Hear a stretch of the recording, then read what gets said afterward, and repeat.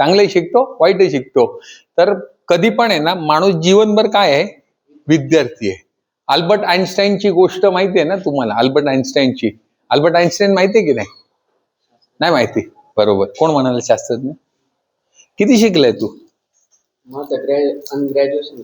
हा, याचं काय झालंय, कशी चमक लगेच दिसते. आलं का लक्षात? बरं का, पदवीधर आहे ना तो, तर लगेच चमक लक्षात येते. अल्बर्ट आइन्स्टाईन मी म्हणालो तर त्यांनी काय सांगितलं, लगेच सांगितलं शास्त्रज्ञ होता म्हणून.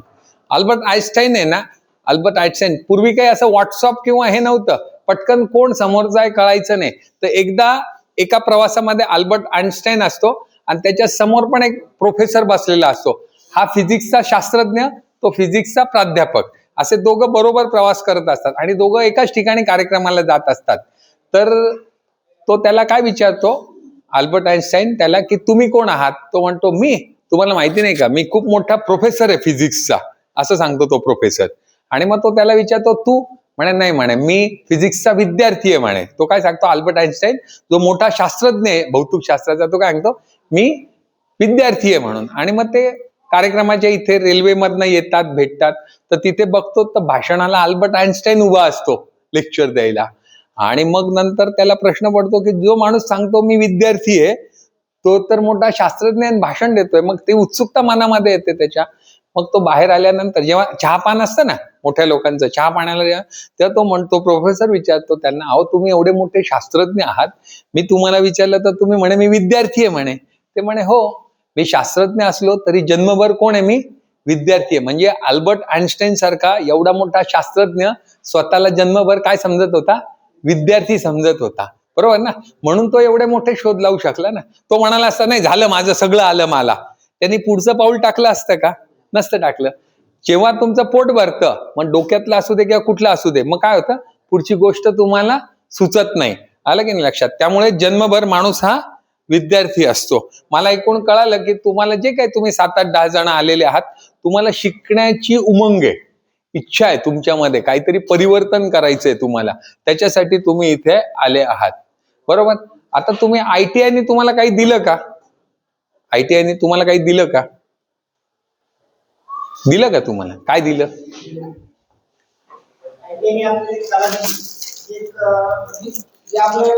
शिक्षण करीत होतो आपण, याच्यातून आपल्याला नवीन ऊर्जा भेटली. समजा आपल्याला कोणती दिशा निवडायची, कोणत्या, म्हणजे आपल्या जीवनासाठी पण आपल्या प्रगतीसाठी पण एक निश्चित मार्ग म्हणजे ITI. थोडक्यात काय की रस्ता दाखवला. बरोबर? रस्ता दाखवून दिला. अजून काय मिळालं तुम्हाला? स्किल दिलं, कौशल्य दिलं. ते बघा तिथे लिहिलंय, कौशल्य बलम. लिहिलंय का? कौशल्य दिलं. कौशल्य सगळ्यात मोठं बल आहे. मागच्या वेळेला जे होते तुम्हाला मी सांगितलं ना, कौशल्य सगळ्यात मोठं बळ आहे. कौशल्य नसेल तर बळ आहे का त्याच्यापेक्षा? नाही. कौशल्य आणि उत्साह दोन्ही बलम मागच्याच, मी आता ते पुन्हा पुन्हा सांगत नाही मी. तर काय आहे, तुम्हाला कौशल्य दिलं. अजून काय दिलं? यांनी सांगितलं की मला रस्ता दाखवला, हे दाखवलं, सगळं दाखवलं. अजून काय दिलं? काही ना काही ते दिलं ना. ज्ञान दिलं, ज्ञान दिलं तुम्हाला. आता हो ना. तर गंमत अशी आहे माहितीये का, तुम्हाला इथे शिक्षण घेत असताना जे काही शिक्षकाकडे त्यात ज्ञान आहे ते त्यांनी तुम्हाला 100% देण्याचा प्रामाणिक प्रयत्न केला. जो कोणी शिक्षक असेल, त्याच्याकडे जो अनुभव आहे, ज्ञान आहे, तेवढा तुमच्यापर्यंत पोहोचवण्याचा प्रयत्न केला. किती घेतलं ते तुम्हाला माहिती. आलं का लक्षात? शिक्षकांनी प्रामाणिकपणे त्याला देण्याचा प्रयत्न केला. गुरु हा देण्याचा प्रयत्न करत असतो. घेणाऱ्याकडे ती कॅपॅसिटी पाहिजे, घेता आलं पाहिजे की नाही. आता तुम्हाला माहितीये का, आता तुम्ही आत्ताच झालेले आहात, तुमच्यापैकी 5 वर्ष कोणीच जुनं नाही आहे. बरोबर ना? सगळेजण 5 वर्षाच्या आतले आहात. बरोबर? अनिकेत नावाचा मुलगा आहे. काय नाव आहे? अनिकेत. त्याचं शासकीय ITI शिक्षण पूर्ण झालेलं आहे. अनिकेतला आरोग्य विभागामध्ये प्लंबरची नोकरी लागलेली आहे. त्यांनी माझ्या मते एक 6 वर्ष किंवा 7 वर्षापूर्वी केलेलं असेल प्लंबिंग. म्हणजे 7 वर्ष म्हणजे किती, आपण मागे गेलो तर साधारणतः 2016-17 मध्ये त्यांनी काय केलंय, प्लंबिंग ट्रेडचा ITI पन्हाळा शासकीय ITI मधनं पूर्ण केला. थोडंफार 19-20 शिकवण्याची पद्धत असेल, बाकी अभ्यासक्रम तर सारखाच असतो. बरोबर? त्याला कुठे नोकरी लागली? शासकीय आरोग्य विभागामध्ये प्लंबर म्हणून त्याला नोकरी लागली. बरोबर? त्याला किती पगार आहे? सगळ्यांना तर नोकरी लागू शकते का? नाही लागू शकत. शासकीय नोकऱ्या किती असतात? फार मर्यादित असतात, बरोबर ना? त्याला नोकरी लागली, त्याला पगार किती असेल? एक अंदाज. शासकीय परमनंट म्हणजे काय म्हणतात? परमनंट तो नोकरीला रुजू झालेला आहे. बरोबर, यस. किती सांगितलं आहे?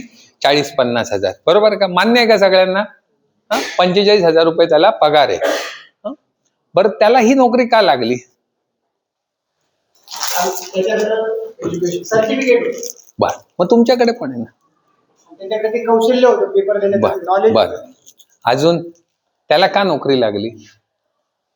आता उद्या समजा, उदाहरणार्थ बरं का, उद्या एखादी जागा निघाली, उद्या बस ना, HL मध्ये एक उदाहरण म्हणून, उदाहरणार्थ उद्या आमच्या DRDO आहे नाशिकला, DRDO मध्ये प्लंबरची एक भरती निघाली, प्लंबर पाहिजे त्यांनी सांगितलं तसंच सरकारी वेतनाप्रमाणे 45,000 रुपये पगार मिळणार आहे तुम्हाला. तुमच्यापैकी कोणाला नोकरी लागेल तिथे? वय सगळे तुम्ही कुठे 35च्या पुढे? 30च्या आत आहे ना तुम्ही सगळे? 30च्या आत आहे ना तुम्ही? 29च्या आत आहे ना? तुम्हाला का नाही लागणार? कारण काय? लागू शकते. एज्युकेशन झालं ना, ITI झालं ना. रेग्युलर काम करतो आमचं, त्याच्याकडे लक्ष कमी, समजा अभ्यास करण्याकडे लक्ष दुर्लक्ष थोडं, आम्ही कामात जास्त लक्ष असते. तुम्हाला माहितीये का, त्यांची काही विशेष मागणी नाहीये. त्यांची अपेक्षा काय माहितीये का? नोकरी लागण्यासाठी अपेक्षा नाहीये. ITI झालेला पाहिजे, बरोबर, अप्रेंटिसशिप पूर्ण केलेली पाहिजे आणि 4 वर्ष कॉन्ट्रॅक्टरकडे काम केलेलं पाहिजे. खूप अपेक्षा नाहीये. लेखीचं नंतर भाग, तो लेखी बिखी नंतर. बेसिक काय नीड आहे ते तीन मागण्या आहे. काय खूप मागण्या नाही. काय मागणी आहे? एक, ITI पास झालेला पाहिजे. दुसरी मागणी काय आहे? अप्रेंटिसशिप पूर्ण केली पाहिजे. आणि तिसरी मागणी आहे, कॉन्ट्रॅक्टरकडे 4 वर्ष काम केलेलं अनुभव पत्र पाहिजे. खूप मोठे काय चंद्रावरनं तुम्हाला दगड आणायला सांगितले का त्यांनी? का हिमालयातला बर्फ आणायला सांगितला? नाही, जागा निघतात, जागा भरपूर निघतात, जागा निघतच असतात. त्या काय असं थोडी आहे की ह्यांना द्यायच्या, ह्याला नाही द्यायच्या, ह्याला द्यायच्या, ह्यांना नाही द्यायच्या. असं कुठे आहे का की कोल्हापूर ITI वाल्यांनाच द्यायचा? असा काही नियम नाही निघालेला आहे. सगळे सारखे आहेत त्यांचे IT. तुम्हाला का नाही लागणार? या 3 गोष्टी तुमच्याकडे नाही. किती जणांकडे? तुमच्याकडे किती जणांकडे आहे? अप्रेंटिसशिप पूर्ण किती जणांनी केली तुमच्यापैकी? किती जणांनी केली? व्हेरी गुड, घे एक चॉकलेट. तू केली का? अप्रेंटिसशिप करायला काय लागतं? अप्रेंटिसशिप काय लागतं? अप्रेंटिसशिप करायला काय लागतं? ITI झाले ना तुम्ही, ITI झालेले आहेत ना, तेव्हाच तर माझी विद्यार्थी म्हणून आले आहात ना तुम्ही, बाहेरचे नाही आले. ITI झालं, काय लागतं? कामाची स्किल आणि अनुभव. ITI नंतर अप्रेंटिसशिप करायला काय लागतं? ITI झालं, सर्टिफिकेट लागतं, अजून काय लागतं? डॉक्युमेंट झालं ना, अजून काय लागतं? झालं ना, ITI झालं, अजून काय लागतं? अजून काय लागतं माहितीये का? इच्छा लागते. इथून इच्छा लागते. माझ्याकडे अप्रेंटिसशिप करायला येतात ना, ते माझीच परीक्षा घेतात. राहायला रूम मिळेल का? 2 टाइम जेवण मिळेल का? युनिफॉर्म मिळेल का? सुट्टी मिळेल का? लग्नाला कर्ज मिळेल का? मोटरसायकल मिळेल का? आलं का लक्षात? काम हलकं असेल का? हातोडी नाही मी उचलणार, असं करून चालेल का? नाही. उद्या जागा निघाली तर ह्याला नाही लागणार ना. यांनी केलीच नाही ना अप्रेंटिसशिप पूर्ण. का नाही केली अप्रेंटिसशिप पूर्ण? कारण काय गव्हर्नमेंट? अरे अप्रेंटिसशिप तुम्ही कुणाकडे करू शकतात? कुठल्याही खाजगी कॉन्ट्रॅक्टरकडे करू शकतात. ज्याची नोंदणी झालेली आहे ना, त्या कुणाकडेही तुम्ही अप्रेंटिसशिप करू शकता. असं काही नियम नाहीये की महानगरपालिकेतच अप्रेंटिसशिप करायची, किंवा हिंदुस्तान एरोनॉटिक मध्येच करायची, किंवा DRDOतच करायची, किंवा मिलिटरी इंजिनिअरिंग मध्येच करायची, रेल्वेतच करायची. असं काही नियम नाहीये. उलट माहितीये का, खाजगी कॉन्ट्रॅक्टरकडे काम केलेल्याला आहे ना पहिले प्राधान्य दिलं जातं. तुम्हाला माहितीये का, ह्या ज्या मोठ्या कंपन्या असतात ना, उदाहरणार्थ आता ही कुठली, समजा ही डायकिन कंपनी आहे, बरोबर आहे ना? ही डायकिन कंपनी आहे ना एअर कंडिशनची. इथे मार्केटिंगला माणूस घेतात ना ते, त्यावेळेला जितक्या छोट्या कॉन्ट्रॅक्टरकडे काम केलेलं असेल ना त्याला घेतात ते. मोठा कोणी सांगेल ना मी MBA झालोय, हे झालोय, त्याला घेत नाही ते. कोणाला घेतात? एवढ्या छोट्या कॉन्ट्रॅक्टरकडे काम करून आलेला आहे त्याला घेतात ते. आलं का लक्षात? कारण कॉन्ट्रॅक्टर पक्का पिसून घेतो. आलं का लक्षात? तुम्ही रेल्वेत लागाल ना प्लंबर म्हणून, तर काय करणार? 2 पंच, 1 लंच, डबा खायचा, घरी जायचं, दिवसभरात 1 नळ बदलायचा. आलं का लक्षात? पण तुम्ही कॉन्ट्रॅक्टरकडे राहाल कुठल्या, तर तो पक्का पिसून घेणार तुम्हाला. आणि जो माहितीये का, सर कायम सांगतात, शरीर काय सांगतात? खलू धर्म, बरोबर ना? म्हणजे काय की शरीर जेवढं झिजेल तेवढे तुम्ही चांगले कारागीर होणार. जेवढे हाताला ज्याच्या गट्टे जास्त तो खरा कारागीर. आहे का गट्टे माझ्या हाताला? आहे ना. कारण मी डाय मारलेली आहे. माझ्या वडिलांचा जरी व्यवसाय होता तरी आम्हाला डाय मारायला लावलेली आहे त्यांनी.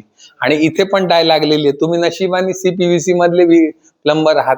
इथे तुम्ही जे जुने असतील ना माझ्या वयाचे, जे 50चे, त्यांना विचारा डायचा दांडा इथे लागतो तेव्हा काय होतं.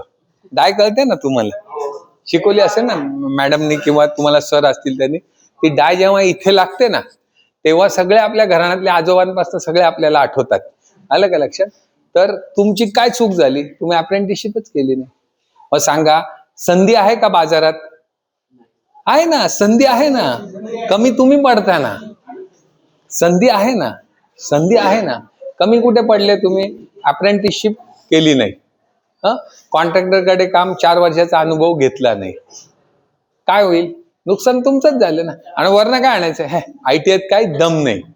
चूक कोणाची आहे? ITIची. ITIने ITIचं काम केलं, मॅडमचं काम केलं. कोण तुम्हाला शिक्षक असतील त्यांनी त्यांचं ज्ञान द्यायचं काम केलं. पुढे तुमच्यातच इच्छा नाही ना अप्रेंटिसशिप पूर्ण करायची. 1 वर्ष किती? 1 वर्ष अप्रेंटिसशिप आणि 4 वर्ष कॉन्ट्रॅक्टरकडे अनुभव. किती वर्ष झाले? 5 वर्ष. 5 वर्ष मोठा कालावधी आहे का आपल्या जीवनाचा? साधारणतः 18व्या वर्षी चालू केलं आणि 60व्या वर्षी निवृत्त झालं तर किती होतात? 42 वर्ष होतात. त्या 42 वर्षामध्ये बरं 5 वर्षाच्या ह्याच्यामध्ये नुकसान आहे का काही तुमचं? काही नुकसान आहे का? धनलाभ तर होणार आहे, पगार तर देणार आहे, 5-25 रुपये कमी जास्त पगार. आलं का लक्षात? पण तुम्हाला ज्ञान तर मिळणार आहे, वेगवेगळ्या प्रकारचं ज्ञान मिळणार आहे तुम्हाला. तर मग चूक कोणाची आहे? तुमची आहे. तर आता तुम्ही चुकला, तुम्ही कोणाला हुशार करायचं? या विद्यार्थ्यांना, यांना सांगायचं की मी हे चुकलो. आलं का? तुम्हाला मी परवाचा एक किस्सा सांगतो. मी इंडस्ट्रियल प्लंबिंग करतो. मी एका कंपनीत गेलो होतो. आता माझी आहे ना सगळ्यांची मैत्री असते. तो सहज सेक्युरिटीला म्हणलं, हे काय एवढे मोठे मोबाईल सांभाळत बसला? असं एक खोकं होतं.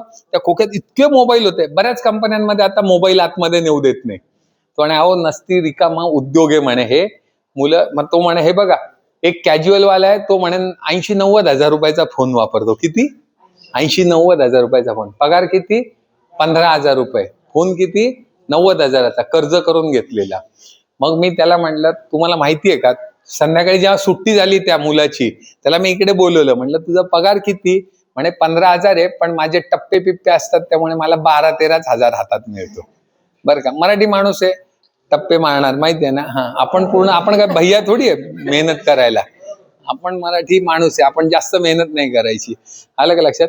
तर 12-13 मिळतात. मी त्याला सांगितलं, अरे तू हा 80-90 हजार रुपयाचा फोन घेतला, तुला माहितीये का हे 80 हजार रुपये तू जर चक्रवाढ पद्धतीने बँकेत ठेवले, 80 हजार जर ठेवले तर काय होतं माहितीये का? 10 वर्षांनी किती होतात त्याचे माहितीये? किती होतात? 2.5 लाख रुपये होतात 10 वर्षांनी. 20 वर्षांनी किती होतात? 7 लाख रुपये होतात. आणि 40 वर्ष ठेवले तर किती होतात? किती होत असतील? 40 वर्ष चक्रवाढ पद्धतीने 80 हजार ते 90 हजार ठेवले. यस, खरे गणित पक्क यायचं. 0+0 हातचा आला एक गणित बरोबर यायचं. बरं का? तर किती होतात? साधारणतः 17 लाख रुपये होतात. मग पैसा कुठे घालायचा ही पण बुद्धिमत्ता असली पाहिजे. ही बुद्धिमत्ता तुम्ही जेव्हा कॉन्ट्रॅक्टरकडे काम करतात तेव्हा तुम्हाला शिकायला मिळते की आपला कॉन्ट्रॅक्टर कसे पैसे वाचवतो, कसं एकाच गाडीत माणसं मटेरियल सगळं पाठवतो. आलं की नाही? हे शिकणं गरजेचं आहे. मग हे कुठे शिकाल तुम्ही? कॉन्ट्रॅक्टरकडे. आणि कसं शिकाल? तर पैसे घ्याल आणि ज्ञानही घ्याल. आलं का लक्षात? कॉन्ट्रॅक्टरकडे जेव्हा तुम्ही काम करता ना तेव्हा ज्ञानही घेतात आणि काय घेतात? पगारही घेत असतात. आलं का लक्षात तुमच्या? येतंय का लक्षात काय सांगतोय ते? का वरनं चाललं? येतंय का लक्षात? काय चुकलं हे कळालं का? संधी येते का? रोज मिळते का?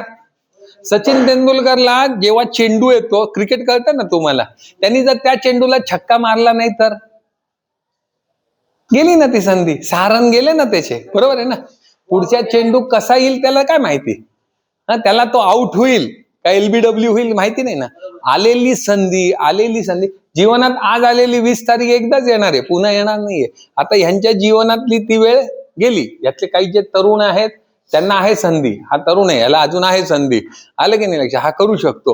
पण ह्याच्यासारखा करू शकतो का, नाही. गेली ती संधी, निघून गेली, तो दिवस निघून गेला. हे चुकतील ते माहितीये ना मराठीत म्हण काय, पुढच्याला ठेच साक्षा शहाणा. होणार का शहाणे तुम्ही, तसं नाही सर. होणार. दिवाळीला शेतकरी शहाणा होत असेल, कोणता माल लावला असता कोणता असता तसा विषय. काय काय शेतकरी मध्ये समजा दिवाळीला आता पाऊस जास्त कमी झाला तर ते दिवाळीला शहाणा होतो, शेतकरी गहू लावला असता तर गहू झाला. बरोबर, यस सोपी भाषा समजायला बरोबर, यस सांगितलं त्यांनी ते बरोबर आहे. तर सुधारणार का तुम्ही, करणार का अप्रेंटिसशिप, अरे हो म्हणा ना. चला नेक्स्ट. हे डोकं रिकामा ठेवा माझ्या ट्रेनिंग मध्ये, मी कायम सांगतो. तुम्ही तुमच्या डोक्यात जे काही घेऊन आला असाल तर काय गडबड होईल माहितीये का, तुम्ही तुमच्या डोक्यात घेऊन आला तर अशी गडबड होईल का. मी तुम्हाला 9 सांगत असेल पण तुम्ही 6 समजाल. तुम्ही समजाल हे गांगल आहे ना, काहीतरी त्यांचा स्वार्थ असेल म्हणून सांगतात ते की कॉन्ट्रॅक्टरकडे 4 वर्ष काम करा. आलं का लक्षात, तुमच्या मनात येऊ शकतं. जसं मी एका विद्यार्थ्याला इतकं समजावून सांगितलं की अरे तू हे बीकॉमच्या भानगडीत पडू नको, तुझं आता अप्रेंटिसशिप माझ्याकडे झाली की तुझा असा असा फायदा आहे. पण त्याच्या वडिलांना वाटायचं माझा मुलगा आहे ना मोठा अधिकारी होईल, या मालकाला ते आवडणार नाही. तर मी त्यांना जे काही समजावून सांगत होतो त्यांना मी सांगत होतो की बीकॉम झालेले किती मिळतात बघा, ग्रॅज्युएट होऊन पुन्हा प्लंबिंग मध्ये आला का, यांना माहितीये BA BCom कितीने मिळतात, किलोनी मिळतात. तुमचं गाव कुठलं आहे सगळ्यांचं, गंगापूरच्या आसपासच गाव आहे, जालना औरंगाबाद तुम्ही हे सांगितलं. तुम्ही आहे ना एक कागद घ्यायचा आणि लोकांना विचारायचं की चांगल्या डॉक्टरची नावं सांग ना, नावं, आणि चांगल्या प्लंबरची नावं सांगा, विचारा. चांगल्या डॉक्टरची नावं फटाफट सांगतील लोक, चांगल्या प्लंबरचं नाही सांगणार. मग संख्या आपली कमी आहे, मग चांगलं व्हायचा आपण प्रयत्न केला पाहिजे. आलं का लक्षात. तर मी तुम्हाला जे काही सांगतोय ना ते माझ्या अनुभवातनं सांगतोय मी तुम्हाला, आलं का लक्षात. मला जो अनुभव आलेला, मी जे बघतो, डोळे उघडे ठेवले ना तर सगळं दिसतं तुम्हाला, डोळे बंद केले तर काहीच दिसत नाही. तर मला जे दिसतं, आलं का लक्षात. आम्ही तुम्हाला 9 सांगण्याचा प्रयत्न करतो, तुम्ही ते 6 समजत असतात, आलं का नाही. तिथे कुठे काय होतं त्याच्यामध्ये मिसअंडरस्टँडिंग होतं आपलं. ते हे द्या ना इथलं, हे काय आहे, काय चित्राचा अर्थ काय होतो ते हे द्या ना, मोबाईल द्या ना, कुठे गेली तिथल्याला बनवते. हा करेक्ट, हा काय अर्थ काय, हात नको पुढे करू. ते समजा याचं म्हणणं मी बुजवतो आणि त्याचं म्हणणं मी बुजवतो. हा बर, अजून काय या चित्रात ना अर्थ काय कळतो तुम्हाला, काय या चित्रात ना अर्थ काय बर, अजून बरं ठीक आहे, छान, व्हेरी गुड. 2 चॉकलेट दिले याने. काय सांगितलं थोडा ऐका, त्या शेतकऱ्याचे आहे ना, एक शेतकऱ्याची आहे ना बैलगाडी आहे ना चिखलात रुतते, माहितीये गोष्ट तुम्हाला, चिखलात रुतते. तर तो काय करतो, हे पांडुरंगा काढ बैलगाडी माझी, हे पांडुरंगा काढ बैलगाडी. तो म्हणतो मी एवढी पांडुरंगाची भक्ती करतो, सकाळी त्याची पूजा करतो, आरती करतो, कुठे पांडुरंग माझ्या मदतीला आलाच नाही. गांगल सरांनी सांगितलं होतं की पांडुरंगावरती भक्ती करा, विश्वास ठेवा, पांडुरंग तुमच्या मदतीला येईल. तो खूप वेळा 100 वेळा पांडुरंग म्हणतो, येत नाही. पण शेवटी पांडुरंग खाली येतो. तो म्हणतो अरे तू म्हणे मी एवढे वेळा नाव घेतलं, तू काही माझी गाडी काढायला मदतच केली नाही, बाहेर बैलगाडी चिखलात होतीये. तो म्हणे अरे पहिले एका चाकाला तू हात लाव म्हणे, मग दुसऱ्या चाकाला मी हात लावीन. आलं का लक्षात. तसं एक पाऊल तुमची शिकण्याची तयारी पाहिजे, तर एक पाऊल आम्ही शिकवण्याचा प्रयत्न करतो. आपल्याला काय करायचंय, हे पिढीलाईट वाले शिकवायला तयार आहे, पण तुमचाही दगड तिकडनं आला पाहिजे ना, तर तो पूल तयार होईल. आलं की नाही. एका बाजूला कोण आहे, पिढीलाईट कंपनी आहे, एका बाजूला तुम्ही आहे. तुम्ही एक दगड लावायला पाहिजे, तुम्ही म्हणाल नाही पिढीलाईटने सगळं केलं पाहिजे, असं होईल का, नाही होणार. तुमची शिक्षणाची तयारी पाहिजे, तुमची सकाळची तयारी पाहिजे, पुढचं म्हणून तुमची शिक्षणाची प्रशिक्षणाची तयारी पाहिजे. तुमची तयारी नसेलच, होईल का तयार पूल. खारुताईचा पूल माहिती आहे ना, खारुताईंनी पण रामायणामध्ये मदत केली होती ना, तिच्यात जेवढी क्षमता होती त्या क्षमतेने खारुताईंनी त्यांना मदत केली होती. आता तुम्ही अनुभवी प्लंबर आहात बरोबर. तर तुमची एक थोडीशी जीके टेस्ट घेतो. जीकेचा अर्थ काय होतो? Yes, good, very good. बहुतेक गोल्ड मेडल तू घेणार वाटतं. बरं का, हे काय चित्र दिसते? हे तुम्ही सगळेजण प्लंबिंग करता, हे बसवता का? कोणी आहे का तुमच्यातला की ज्यांनी सोलर बसवला नाही? बघितलाय सोलर बसवला तुम्ही? बसवला का? बसवला. काय चुकलं या चित्रामध्ये?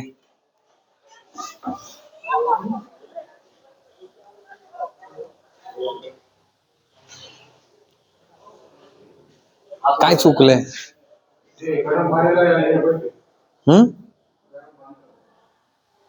काय चुकलंय?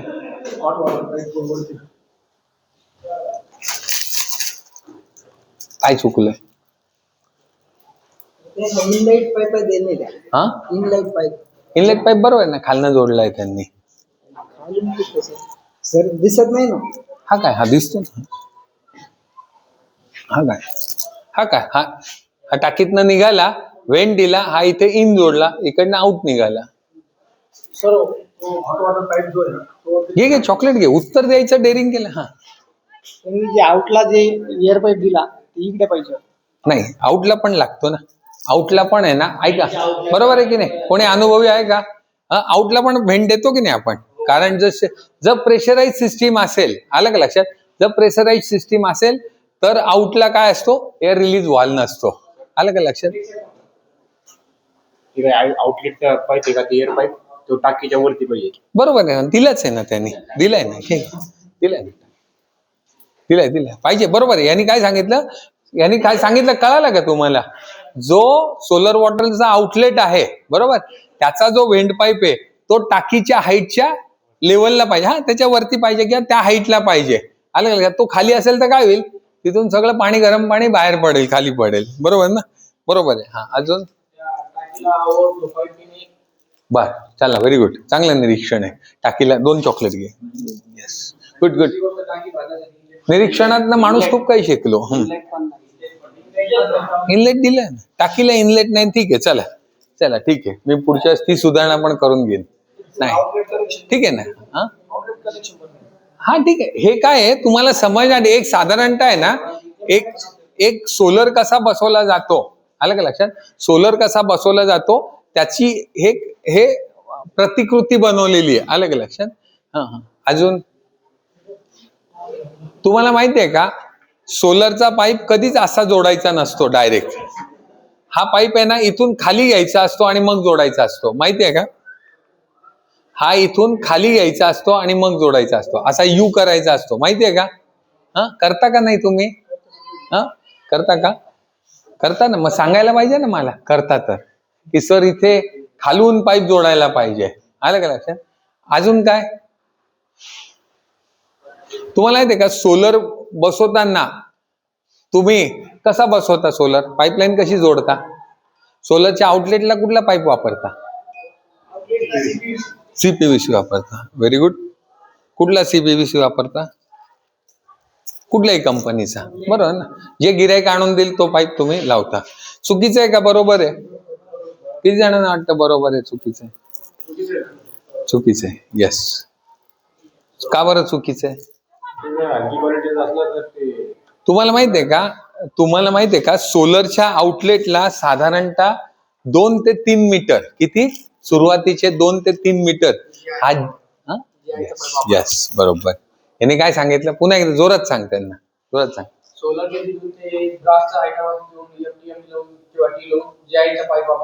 Yes, 2-3 metre. यांनी काय सांगितलं? GI चा पाईप वापरायचा. आलं का लक्षात? कारण CPVC जो पाईप आहे तो 80 तापमानाला चालतो. बरोबर ना? आणि कधी कधी उन्हाळ्यामध्ये तुमच्या छत्रपती संभाजीनगर मध्ये 40-42 तापमान होतं. बरोबर, 45 ही जातं. बरोबर ना? त्यावेळेस पाण्याचं तापमान किती होतं? 80च्या पुढे जातं. बरोबर ना? 80च्या पुढे जातं. मग जेव्हा आपला CPVC पाईप 80 तापमानापर्यंत चालणार आहे, तो जर डायरेक्ट लावला तर टिकेल का? तो नाही टिकणार. टिकेल का? नाही टिकणार, खराब होईल. तर मग सुरुवातीचं किती यांनी सांगितलं? किती मीटर? 3. आता बघा बरं का, मी तुम्हाला नोट लिहायचं का सांगतो? आता हे मी जे सांगितलंय किती वेळ लक्षात राहील तुमच्या? किती वेळ लक्षात राहील? 1 तास 2 तास 1 महिना. हा, पण तुम्ही जर लिहिलेलं असेल, ऐका, लिहिलेलं असेल, हा, लिहून घेतलं, मी जे सांगितलं की सोलरच्या आउटलेटला तुमचा 3 मीटर पाईप हा GI चा असला पाहिजे, हे मी सांगितलं, तुम्ही लिहून घेतलं आणि साईट वरती तसंच केलं, तर मला सांगा भविष्यात चूक होईल का तुमच्याकडनं? कधीच चूक होणार नाही. परत तो माणूस आपण 2 ठिकाणी सांगणार बाबा याला काम द्या म्हणून, व्यवस्थित काम करतो, प्रॉब्लेम पण येणार नाही, कारण की गरम झाल्यामुळे ते पाईप फुटू शकतो समजा. बरोबर. तर सांगण्याचा मतलब काय आहे की तुम्हाला मी जे काही सांगतोय म्हणून कळालं का, नोटिंग करणं का महत्वाचं आहे, कळालं का? तुम्हाला माहिती आहे काही लोक म्हणतात 100 बका 1 लिखा, आलं का? 100 बका 1 लिखा लिहिलेलं असेल ना, तुम्ही खरेदी खत करतात तर ते का बरं लिखा पडी अंगठा डोळे सगळं स्कॅन करतात, ते याच्यासाठीच ना. तुम्हाला माहिती आहे का जमिनीचा हक्क सोडतो तेव्हा तलाठी 4 वेळा विचारतो, हक्क सोडतोय बरं का, हक्क सोडतोय बरं का, आलं का लक्षात? एखादा भाऊ शहरात राहत असतो, त्याला ग्रामीण भागातल्या जमिनीची गरज नसते, शेत जमिनीची, मग तो काय करतो, त्याच्या लहान्या भावाला देऊन टाकतो. त्यावेळेस तो तलाठी 4 वेळा सांगतो, बघ बरं का, हक्क सोडतोय तू, हक्क सोडतोय, त्याला बजावतो तो, हो हो नक्की हक्क सोडतोय, समजावून सांगतो त्याला, पुन्हा तुला कोर्टामध्ये दावा करता येणार नाही, हे हक्क सोड आहे, आलं का लक्षात? तर काय म्हणतात 100 बका 1 लिखा. म्हणून कधीही मी कायम जे सांगतो ना, नोटिंग करणं फार महत्वाचं आहे. आलं लक्षात तुमच्या? नंतर असं का करतात की सोलरला इनलेट खालनं आणि आउटलेट वरनं देतात? त्याचं कारण काय? रिकामी नाही व्हायला पाहिजे, हा, कारण की पॅनल कांड्या नाही म्हणायच्या, पॅनल आहे का ते फुटू शकते पाणी नसल्यामुळे. बरोबर, बरोबर आहे. पट्ट का सगळ्यांना? बरं का, पट्ट का सगळ्यांना? याचं म्हणणं की रिकामी होईल, आणि जर कधी रिकामी झाली, वरची टाकी रिकामी झाली तर ही टाकी रिकामी होईल. हा, त्याच्यासाठी टाळ्या वाजवा एकदा. त्याने काय सांगितलं? यांनी परफेक्ट उत्तर दिलं. काय उत्तर दिलं याने? की पाणी काय होतं, जेव्हा गरम होतं तेव्हा काय होतं, पाणी हलकं होतं आणि पाणी वर जातं, आणि वर गेल्यामुळे काय होतं, गरम पाणी तुम्हाला मिळेल. आलं की नाही लक्षात? पाणी जेव्हा, बरं का, पाणी जेव्हा गरम होतं तेव्हा त्याचं वजन कमी होतं, बरोबर? तुम्हाला माहिती आहे का, 1 मीटर लांब 1 मीटर रुंद 1 मीटर खोल म्हणजे काय म्हणतो त्याला, आपण काय म्हणतो आपल्या गणिती भाषेमध्ये, काय म्हणतो? 1 मीटर लांब 1 मीटर रुंद आणि 1 मीटर उंची, याला काय म्हणतो? काय म्हणतो आपण?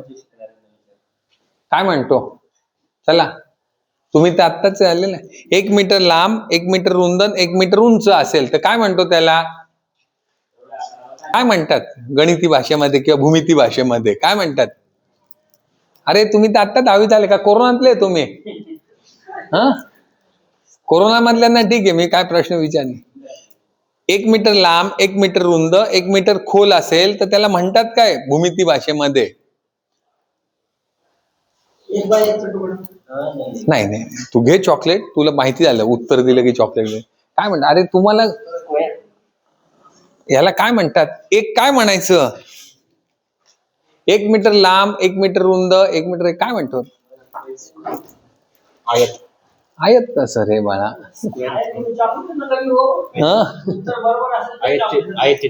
नाही, कसं आहे सर, घे चॉकलेट. ऐका ना, चुकला ना जरी तरी मी चॉकलेट का देतो? एक जण चुकीचं उत्तर देतो ना, तर उरलेला ना कळतं की हे उत्तर चुकीचं आहे, आलं का लक्षात? म्हणून चॉकलेट ते बोलले पाहिजे सर, ते तर हा, तुम्हाला, अरे तू शिक्षक आहे ना, तू तर शिक्षक आहे, बेसिक आहे हे. तर खूप काही मी माहिती आहे का, यंत्र बनवायचा प्रश्न नाही विचारलेला आहे मी, आलं का? पाईप कसा बनतो ते नाही विचारलेलं आहे मी, किती सोपं विचारलेलं आहे. 1 मीटर लांब 1 मीटर रुंद 1 मीटर खोल असेल तर त्याला काय म्हणतो आपण?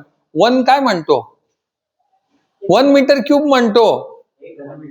हा, मराठी भाषेमध्ये 1 घनमीटर म्हणतो ना. मग एवढं जर उत्तर तुम्हाला आलं नाही, किती सोपा प्रश्न आहे. लागेल का LNT मध्ये नोकरी? किती सोपा प्रश्न आहे.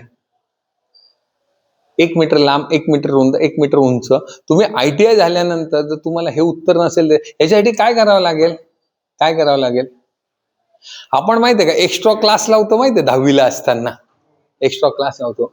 तर आपल्याला आहे ना, एक्स्ट्रा आमच्या सारख्या जोशी सरांची इन्स्टिट्यूट आहे, अशा ठिकाणी तुम्हाला कशाला, इथनं पासआउट झाल्यानंतर तुम्हाला माहितीये का बॉसची प्लंबिंग ट्रेनिंग स्कूल आहे, माहितीये, सुप्रीमची प्लंबिंग ट्रेनिंग स्कूल आहे, जा ना तिथे, फुकट आहे, पैसे घेत नाही तुम्हाला.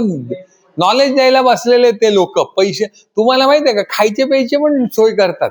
जर सुप्रीमच्या ट्रेनिंग सेंटरमध्ये गेले ना तर तुम्हाला जेवण देतात, नाश्ता देतात आणि ट्रेनिंग देतात तुम्हाला वरनं फुकट.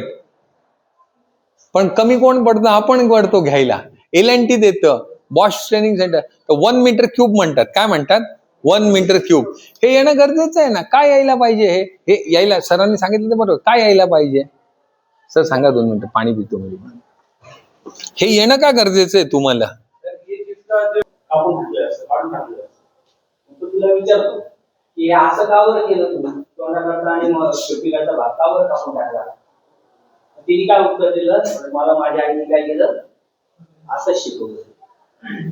मग यांनी काय केलं, त्या सासूला जाऊन विचारलं, राव तुमची मुलगी आहे ना माशी खूप भारी बनवते, माशी खूप भारी बनवते म्हणे, पण मला एक समजलं नाही तोंडाकडचा भाग आणि शेपटीकडचा भाग का बरं कापून टाकते. ते म्हणे का बरं कापून टाकते म्हणे. ते म्हणे मलाही माझ्या आईने असं शिकवलं. सासूने काय उत्तर दिलं, मलाही माझ्या आईने असं शिकवलं. यांनी काय केलं, त्या सासूच्या आईला जाऊन आजी सासूला विचारलं का तुमची नाते ती माशी एकदम भारी बनवती म्हणे, पण ते तोंडाकरता शेपटीकरता भाग कापून टाकते असं का बरं? मग त्या म्हातारीने काय सांगितलं माहिती का, मलाही माझ्या सासूनी असं शिकवलं. बरोबर. यांनी काय केलं, आता याला जास्त उत्कंठा लागली ना, असं का? बायकोला विचारलं ती म्हणजे आईने कसं शिकवलं, सासूला विचारलं तर ती म्हणते मला माझ्या आईने असं शिकवलं, आईच्या सासूला विचारलं ती म्हणते माझ्या सासूने मला असं शिकवलं. यांनी काय केलं, 90 वर्षाच्या काढत जाऊन त्या 90 वर्षाची म्हातारी होती तिला जाऊन विचारलं, म्हणे हे काय असं की तुमची जी नात आहे तर तिच्या मुलीशी मी लग्न केलं, माशी तर लय भारी बनवती म्हणे, पण ते तोंडाकडचा भाग आणि शेपटीकडचा भाग कापून का बरं टाकते म्हणे. बरोबर. तेव्हा त्या म्हातारीने असं उत्तर दिलं, म्हणे काय सांगू भाऊ, ज्या वेळेस माझं लग्न झालं त्यावेळेस आमची आर्थिक परिस्थिती लई नाजूक होती म्हणे. बरोबर. आणि आमच्याकडे कढई छोटी. काय सांगितलं, आमच्याकडे कढई छोटी होती. मग काय झालं माहिती का, तुम्ही अप्रेंटिस केली. आता तुम्ही ज्याच्याकडे अप्रेंटिस केली बरोबर ना, त्याला तसंच माहितीये सोल्युशन बोटानेच लावायचं. त्याला काय माहितीये, सोल्युशन बोटाने लावायचं. त्याच्यानंतर लावलं का लगेच दुसरा पाईप कापायला घ्यायचा, लगेच चिपकून मोकळं होईल. त्याला कोणी हे सांगितलंच नाही की क्युरिंग टाइम असतो. आता तुम्ही मला सांगा, तर तुम्ही शिकणारे पोरं तुम्हाला कदाचित माहित नसेल आणि जे शिकलेले पोरं आहेत समजा, तर क्युरिंग टाइम म्हणजे काय, कशाला म्हणतात क्युरिंग टाइम? द्या चॉकलेट द्या, चॉकलेट द्या, चॉकलेट. बरोबर ना, सेट होऊ द्यावं लागतं. त्याला काय करावं लागतं, सेट होऊ द्यावं लागतं. आता सेट होऊ द्यावं लागतं म्हणजे कसं, लोणचं जे असतं नाही ते बनवल्यानंतर काही दिवस खायचं नसतं, टाकून द्यायचं आणि मग खायचं असतं. तसं पाईप जे ते चिटकवल्यानंतर काय करायचं असतं, सेट होऊ द्यायचे असतं. थोड्या वेळ काय करायचं असतं, थांबायचं असतं. का बरं थांबायचं असतं, कारण दोन्हीचा एक जॉईंट झाला पाहिजे. दोन्हीचा एक जॉईंट झाला पाहिजे म्हणजे काय झालं पाहिजे, नक्की काय उत्तर देते,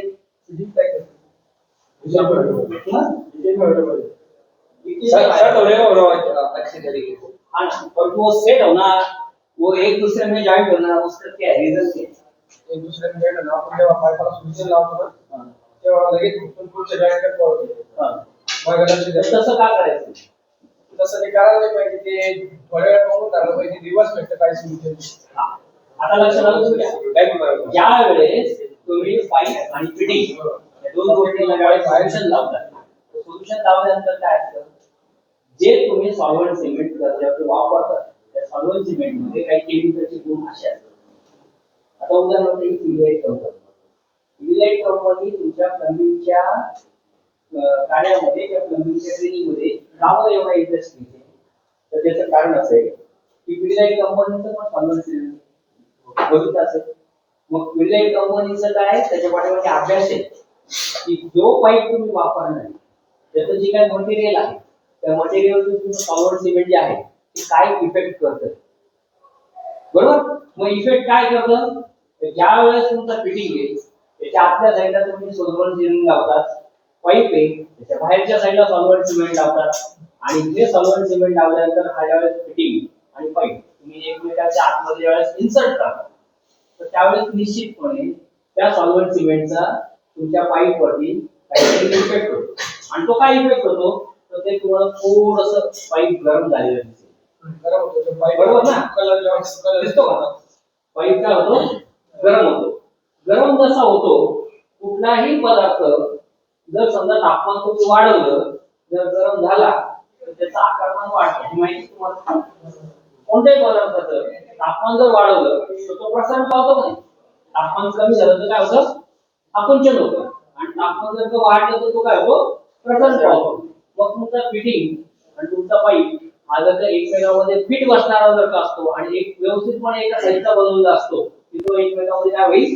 व्यवस्थित फिट बसेल या कंडिशनला ज्यावेळेस तुम्ही सॉल्व्हंट सिमेंट त्याच्यावरती अप्लाय करतात त्यावेळेस त्याचं थोडंसं आकारमान काय झालं असतं वाढलेलं असतं आणि या कंडिशन मध्ये तुम्ही जर त्याला क्युरिंग टाइम नाही दिला तर ते तुम्ही प्रॅक्टिकल सांगितलं असतं ते की तो सोल्युशन लावलेला पाईप काय होतो त्या फिटिंग मधून तो बाहेर फेकला जातो बरोबर मग तो बाहेर जर फेकला जात असेल तर तो जॉईंट निश्चितपणे लीक राहील हा जॉईंट काय राहील निश्चितपणे लीक राहील मग तो फिटिंग आणि तो पाईप हा ज्या वेळेस तुम्ही एकमेकांमध्ये टाकता सॉल्व्हंट अप्लाय केल्यानंतर आणि त्याला तुम्ही जरा फक्त धरून ठेवता त्यावेळेस त्याच्यामध्ये होमोनायझेशन मेथड तयार होतात काय होते होमोनायझेशन मेथड असते मग होमोनायझेशन म्हणजे काय तर फिटिंग जो आहे आणि पाईप जो आहे ठेवा फिटिंग जो आहे आणि पाईप जो आहे त्याच्यात जे काय मटेरियल्स आहे त्या मटेरियल मधले जे मॉलिक्युल्स आहेत मॉलिक्युल्स म्हणजे काय त्याच्यामध्ये असणारे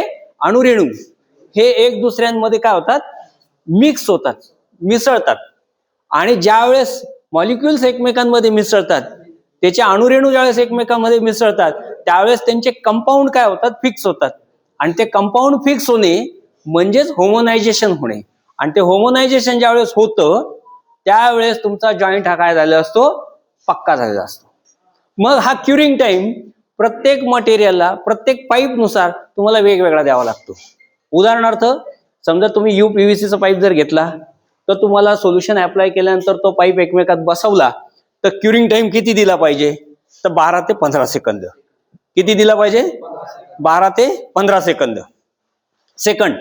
तुम्ही जर का पाईपचं काम करत असताना तुम्हाला प्रॅक्टिस पाहिजे की प्रत्येक वेळेस सोल्युशन अप्लाय केल्यानंतर प्रत्येक वेळेस आपण सॉल्व्हंट सिमेंट अप्लाय केल्यानंतर तो जॉईंट हा क्युरिंग टाइम होईपर्यंत पक्का धरून ठेवला पाहिजे त्यांनी बॅक नाही मारला पाहिजे बरोबर आणि त्याने जर बॅक न मारता क्युरिंग टाइम पक्का जर का करून तो केला जर का असला तर निश्चितपणे तुमचा तो जो काही जॉईंट आहे हा लीक प्रूफ होईल आणि मग तुम्हाला त्या जॉईंटकडे परत पाहण्याची आवश्यकता पडणार नाही पण जर काम फास्ट करण्याच्या पद्धतीमध्ये किंवा गोष्टीमध्ये तुम्ही जर का ते काम पटापट उरकायचंय म्हणून कापायचा सोल्युशन लावायचा जॉईंट करायचा लगेच दुसरा पाईप कापायचा परत जॉईंट करायचा असं करत गेले आणि जर हे फिटिंग कन्सिल्ड असेल जर हे फिटिंग काय असेल कन्सिल्ड म्हणजे काय हसताना लई गोड वाटत होतं हा मग तेच ना सांगा ना कन्सिल्ड फिटिंग म्हणजे कोणचं फिटिंग अंडरग्राऊंड फिटिंग म्हणजेच काय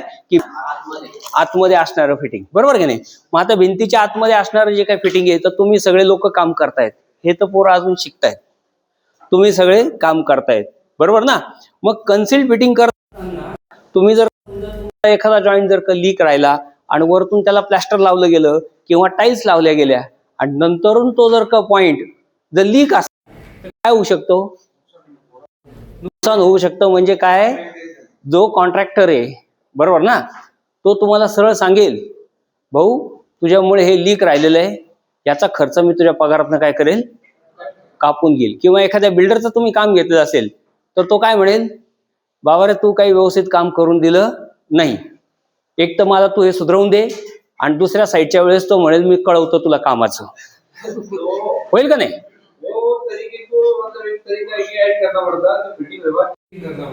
नहीं वो तो हो गया ना वो तो कर लिया अपन ने परंतु मुझे एक बात बोलो कि ये कितने बार होना चाहिए एक बार लीक रहा एक बार तुम हर बार काम कर रहे हो और हर बार लीकेज निकल रहा तो कौन गलत है कारागिरी गलत है ना अब ये लीक है कि नहीं है, इसको टेस्ट करने के लिए ये टेस्ट आहे की क्या आहे, एक बार तुमने इन्स्टॉलेशन कर लिया, तुम्ही एकदा पाईप फिट केले, त्याच्यानंतर जर समजा लीक राहिलं तर तुमची भिंत, तुमचं प्लॅस्टर, तुमची टाईल किंवा केलेलं काम खराब होणार आहे हे होऊ नये म्हणून तुम्ही त्याची खात्री करतात. ती खात्री कशावरती करतात तुम्ही, तर टेस्टिंग करतात. मग कशाची टेस्टिंग करतात, त्याच्यामध्ये वॉटर प्रेशर करतात तुम्ही, वॉटर प्रेशर करून तुम्ही त्याला होल्ड करतात आणि होल्ड करून त्यावेळेस त्याची 100% गॅरंटेड टेस्टिंग घेतात की हा जॉईंट काय आहे, नॉन लीक आहे, आणि मग तुम्ही त्याच्यावरती काय करतात, कन्सल्टिंग करतात. बरोबर. आता मुद्दा आपला मागाचा असा होता की 1 फूट बाय 1 फूट बाय 1 फूट हे जे काय समजा 1 metre by 1 metre by 1 metre हे जे घनफूट जो आहे किंवा घनमीटर जो आहे, हा तुम्हाला सांगायचं कारण काय. नहीं नहीं नहीं नहीं नहीं नहीं नहीं नहीं नहीं अभी अभी मैं दूसरे सब्जेक्ट पे, पहला जो सब्जेक्ट है ना वो मैं बता रहा था तुमको, जिसके ऊपर से अपना ये सब्जेक्ट चालू हुआ. बराबर. उसके ऊपर ही आपको जवाब दे रहा हूँ. प्लम्बिंग के अंदर मैं वही बात बोल रहा भैया तुमको कि जो काम कर रहे हैं ना उसकी जो मजूरी है ना वो रनिंग फिट से लेते तुम. मैं वो नहीं बता रहा, मैं ये बात बता रहा हूँ जैसे सर ने तुमको बताया की म्हणजे 1 मीटर बाय 1 मीटर बाय 1 मीटरला काय म्हणतात, तर त्याला म्हणतात 1 घनमीटर. काय म्हणतात, 1 घनमीटर म्हणजे 1 मीटर क्यूब. हे तुम्हाला समजण्याचं कारण असं आहे, तुम्ही सुद्धा याचा अभ्यास करण्याचं शास्त्रीय कारण असं आहे की एक थंब रूल आहे. एक थंब रूल, काय थंब रूल आहे, तर 1 metre by 1 metre by 1 metre एवढ्या आकारामध्ये 1000 लिटर पाणी बसतं. काय होतं, 1000 लिटर पाणी त्याच्यामध्ये बसतं.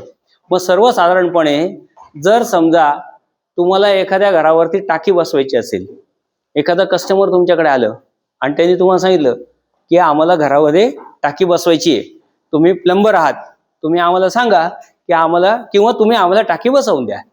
आता जर समजा त्यांनी तुम्हाला असं जर सांगितलं तर तुमची प्रॅक्टिस काय आहे, टाकी आणायची, फिट करून द्यायची. मग ती केवढ्याची आणि किती आहे काय ते पाहायचं नाही.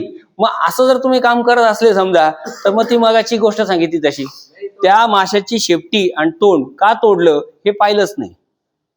जे कॉन्ट्रॅक्टरनी किंवा जे आधीच्या माणसांनी सांगितलं तसेच तशी प्रॅक्टिस तुम्ही पुढे करत करत गेले, मग त्या कंडिशन मध्ये काय होईल, तुम्ही जर चुकीचं शिकले तर चुकीचंच पुढे फॉलोअप कराल. त्याचा काय केला पाहिजे, तुम्ही अभ्यास केला पाहिजे. 3.5 बाय 3.5 बाय मतलब 42 इंच में टाकी बैठ जाती है. नहीं नहीं नहीं नहीं, मैं क्या बोल रहा, सुनो मेरी बात. जो सब्जेक्ट चल रहा है ना उसके ऊपर पहले एक तुम ध्यान दे दो.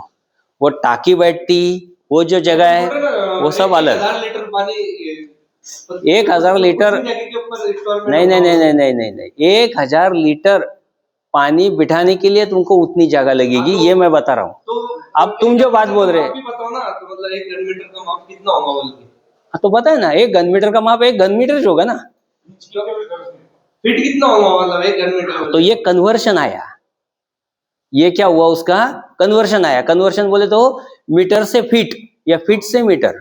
अब मीटर या फीट, हाँ तो समझा ना. अभी मैं वही बोल रहा, अभी तुम दूसरे ट्रैक पे आ गए वापस. बराबर. सर आप बता रहे हो पर उसके नहीं क्या दो पहलू है उसके. आप जो बता रहे हो उसके दो पहलू. आप तो समझो. अब वापस तुम्हारी लैंग्वेज में बताऊं क्या, मैं तुम्हारी लैंग्वेज में बताऊं क्या. नहीं नहीं, अभी उसने रास्ता तो चेंज किया, वापस मैं उसको ट्रैक पे लेके आया था. हाँ सुनो ना मेरी बात. दोपहर के टाइम में नमाज चल रही थी, दोपहर के टाइम में नमाज चल रही थी. जब ऐसे वो नीचे करते और फिर उठते, ऐसा करते ना, बराबर. गलती से क्या हो गया, एक का हाथ लग गया अगले वाले को. ये बैठा था, गलती से करते करते टच हो गया उसको. उसने पीछे देखा, उसने आगे इधर उधर देखा, पीछे भी देखा. नमाज के अंदर पीछे भी नहीं देख सकते, जो पोजीशन में वही पोजीशन. वही ना मैं समझ रहा ना. उससे जो है ना, हाँ वही मैं समझा रहा तुमको. गलती से लग गया हाथ, अब लग गया तो इसने उधर उधर देखा, अब हाथ लग गया तो उसने भी आगे वाले को हट किया, उसने भी आगे वाले को टच किया. उसने बोला क्या रे भाई, क्या मालूम, पीछे से आया आगे चल दिया. उसने आगे वाले को टच किया, उसने आगे वाले को टच किया, उसने आगे वाले को टच किया. वो नहीं देख रहा कि सब्जेक्ट क्या चल रहा. गलती से हुआ था उससे. गलती से हुआ था. अब तुम जो बात बता रहे हैं वो बात ऐसा है कि कन्वर्शन है उसका। कन्वर्शन बोले तो क्या, 1 मीटर और 1 फीट, ये दोनों जो अंतर है, ये इन दोनों अंतर में क्या डिफरेंस है, ये इतना बोले तो ये इतना, ये जो है इसको बोलते हैं कन्वर्शन। अब तुम्हारा जो सवाल है, हाँ तुम्हारा जो सवाल है उसका एग्जैक्ट आंसर क्या है कि 1 मीटर समझ में आ गया क्या तुम्हारे?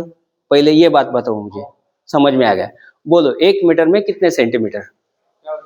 1 मीटर में कितने सेंटीमीटर? सेंटीमीटर? हाँ 1 मीटर में सेंटीमीटर किती? 1 मीटर अंतर है ना, 1 मीटर अंतरामध्ये 3.5 फीट। नहीं रे भाई, तू और ट्रैक चेंज कर रहा है। फीट की बात ही बाद में ना, तुमको बेसिक बताता मैं तुमको अभी। तो सुनो 1 मिनट, नहीं 1-2 मिनट आता, त्याला बेसिक सांगू द्या मला पहिले। अब बेसिक तुम समझ लो पहले। तुमको स्कूल लेवल में जब तुम पढ़ाई करते थे तो तुमको सीजीएस मेथड, एमकेएस मेथड थे क्या? सीजीएस एमकेएस सीजीएस पद्धती, एमकेएस पद्धती 10वीला 8वीला 9वीला होत्या का? सीजीएस आणि एमकेएस माहिती आहे ना? मग सीजीएस मेथड आणि एमकेएस मेथड म्हणजे काय सांगा बरं, कोण सांगेल? हा तुम्ही सांगा रे बाबा, तुम्हाला 2 चॉकलेट देतो बघा। सीजीएस मेथड म्हणजे काय आणि एमकेएस मेथड म्हणजे काय? सेंटीमीटर मध्ये मोजले जाते सर। नाही सीजीएस आणि एमकेएस सांगायचं मला। एमकेएस, हाँ एमकेएस म्हणजे काय आणि सीजीएस म्हणजे काय? थोड़ा शुरुआत बरोबर की 1.5 बजे जाने का था। हाँ तुमने अभी तुम रुको, तुमने निकाला है। सीजीएस मेथड आणि एमकेएस मेथड काय सांगायची? सीजीएस चा फुल फॉर्म काय आणि एमकेएस चा फुल फॉर्म काय? Centimetre, centimetre. आगे काय, पुढे काय? सी बरोबर सेंटीमीटर, पुढे काय? जी हा त्याचा काय फुल फॉर्म? सी वरनं सेंटीमीटर बरोबर सांगितलं, जी चं काय?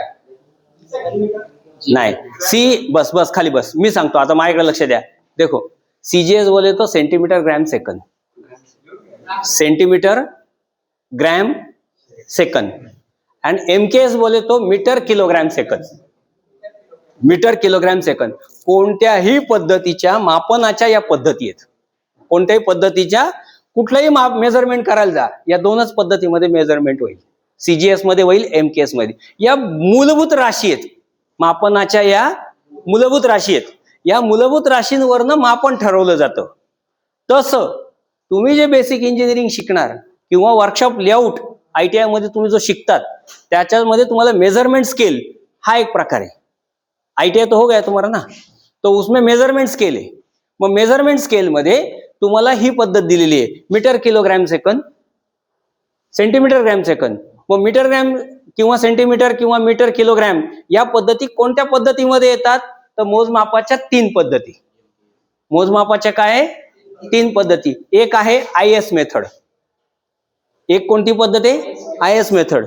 दुसरी आहे ब्रिटिश मेथड, दुसरी कोणती आहे? British method. आणि तिसरी कोणती आहे? Metric method.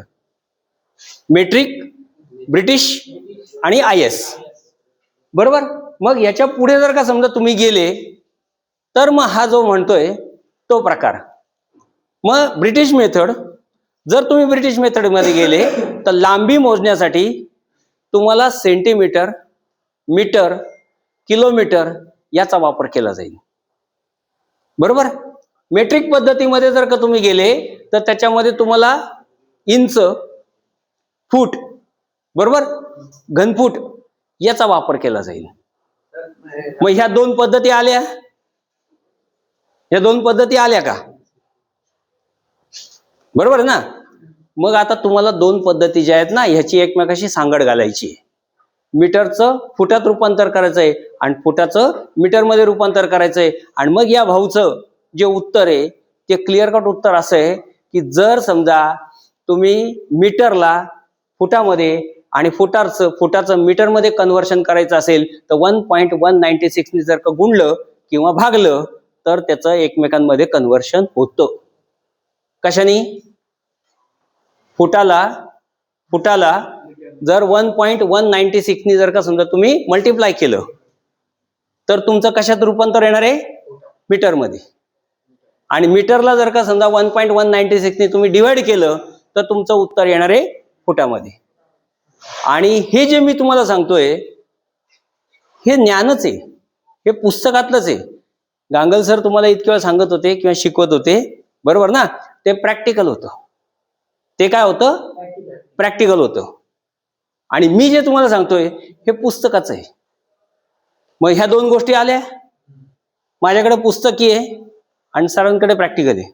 प्रॅक्टिकल गंमत होती, मजा वाटली. पुस्तकात घुसल्यावर अवघड झाले,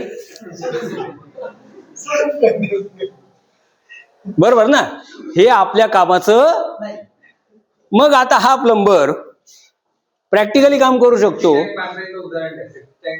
बरोबर. हा प्रॅक्टिकल करू शकतो, याला माहिती आहे, याला कॉन्ट्रॅक्टरने सांगितलं सेफ्टी टँक बांध, तुम्ही सांगा काय साईजची बांधायची, मी बांधून देतो. हा स्वतः नाही ठरू शकत काय साईजची बांधायची. समजायचं माझा म्हणण्याचा हेतू लक्षात आला की हा प्रॅक्टिकल काय करू शकतो, सेफ्टी टँक बांधू शकतो. कमी नाही लेखत आहे. नाही कमी नाही, कमी लेखायचं नाही काही प्रश्न, आपल्याला समजलं पाहिजे. आलं का लक्षात? समजा 20 लोक राहतात आहे, हं? आणि तिथे सेफ्टी टँक बांधायची आहे. तुम्हाला सांगितलं सेफ्टी टँक बांधणार का?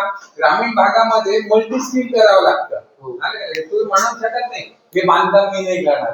मग तुम्हाला जर सेफ्टी टँक बिल्डिंगमध्ये बांधायची असेल आणि 20 लोक राहत असेल तर तुम्हाला कॅल्क्युलेशन करावं लागेल ना की किती आकाराची टाकी बांधायची आहे. जर तुम्हाला गणितच येत नसेल तर तुम्ही कशी बांधाल? एक तर खूप मोठी बांधा, स्विमिंग पूल बांधून ठेवाल, आलं का लक्षात, अख्खं गाव. नाही तर काय कराल, अंडर कॅपॅसिटी बांधाल. तर सांगण्याचा उद्देश असा आहे की तुम्हाला हे यायला पाहिजे, हे येणं गरजेचं आहे. मापतच येत नसेल किती चौकोनात किती पाणी बसतं तर तुम्ही काय बांधू शकणार? व्हॉल्यूम कसा काढणार तुम्ही? व्हॉल्यूम कसं काढणार? आणि व्हॉल्यूम जर तुम्हाला काढता येत नसेल जास्त होणार नाही तर कमी होणार. तर तुम्ही ठरवणार कसं? नुकसान आहे मालकाचं, मटेरियल गेलं एक्स्ट्रा, तुम्हाला मजुरी कमी मिळेल, दोन नुकसान करायचं. आलं का? आणि छोटं झालं तर काय होईल, लवकर सेफ्टी टँक भरून जाईल. आता याच्यामध्ये गोष्ट अशी आहे की ऍज अन प्लंबर जर म्हटलं आणि तुम्ही काम करतायत आणि भरोशाने जर का समजा एखादा गिराईक तुम्हाला पैसे देतोय आणि तुम्ही त्याचं काम करून देणार आहे, बरोबर. मग ती सेफ्टी टँक जी आहे ती काय साईजची बांधायची हे प्लंबरला माहित असलं पाहिजे का मालकाला माहित असलं पाहिजे? प्लंबरला माहित असलं पाहिजे की मी सेफ्टी टँक काय साईजची बांधली पाहिजे. पाण्याच्या टाकीचं उदाहरण जर दिलं, माझा बंगला आहे आणि माझ्या बंगल्यामध्ये मला एक ओव्हरहेड टँक बसवायची आहे किंवा चौकोनी जसं सरांनी सांगितलं तशी टाकी बसवायची आहे. मला एक पाण्याची टाकी घराच्या वरती सिमेंटची टाकी बांधायची आहे, बसवायची, बरोबर. आता ती जी टाकी आहे ती टाकी मी तुम्हाला ऑर्डर केली की बाबा हो तुम्ही प्लंबर आहात, मला कोणीतरी ही टाकी बसवून द्या. आता ती टाकी काय साईजची आणायची, बरोबर ना. हे ठरवायचं कोणी? प्लंबरनी ठरवायचं. आता प्लंबर कशाच्या बेसवरती ते ठरवेल सांगा बरं?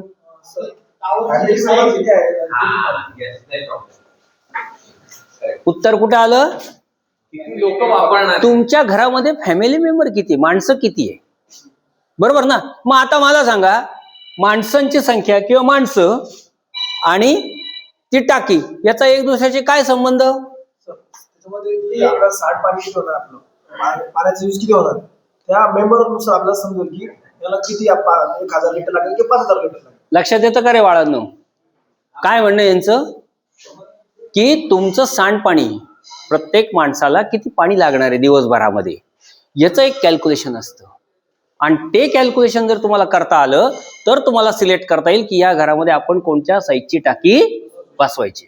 आता हे जे कॅल्क्युलेशन आहे हे तुम्हाला सगळ्यांनाच समजावं आणि यांना पण थोडंसं आणखीन अभ्यास करायला मिळावा म्हणून मी तुम्हाला असं विचारतो, हे कशावरती ठरवता येईल? सांगितलं ना मी, फॅमिली मेंबरचं सांगितलं, पण फॅमिली मेंबर मध्ये पाणी किती वापरायचं हे कशावर ठरवलं जाईल? हा, कशावर ठरवलं जाईल? समजा तुमच्या घरामध्ये XYZ, बरोबर, घरामध्ये किती माणसं आहेत रे बाबा? 6 माणसं आहेत. तुझ्या घरामध्ये किती माणसं आहेत? 4. बघा आता त्याच्या घरामध्ये 6 माणसं आहेत, याच्या घरामध्ये 4 माणसं आहेत. म्हणजे एक ढोबळ जर काढलं तर निश्चितपणे असं आपण समजू शकतो की जेवढं पाणी यांच्या घरात लागणार त्याच्या 1.5 पट पाणी त्याच्या घरात लागणार. हा झाला ढोबळ विषय. आता टाक्या बनवणाऱ्या कंपनीने थोडीच केलेला आहे, कारण टाक्या बनवत असताना त्यांना मटेरियल वापरायचं आणि प्रोडक्शनचा विचार करायचा आहे. उद्या पिडलाईट कंपनी जर का पाहिलं, काहीच अभ्यास न करता दिलं ठोकळ काहीतरी मटेरियल तयार करून, जमेल का? नाही जमणार, बरोबर ना? मग हे तयार करत असताना किंवा ह्याचा अभ्यास करत असताना ऍज पर NBC,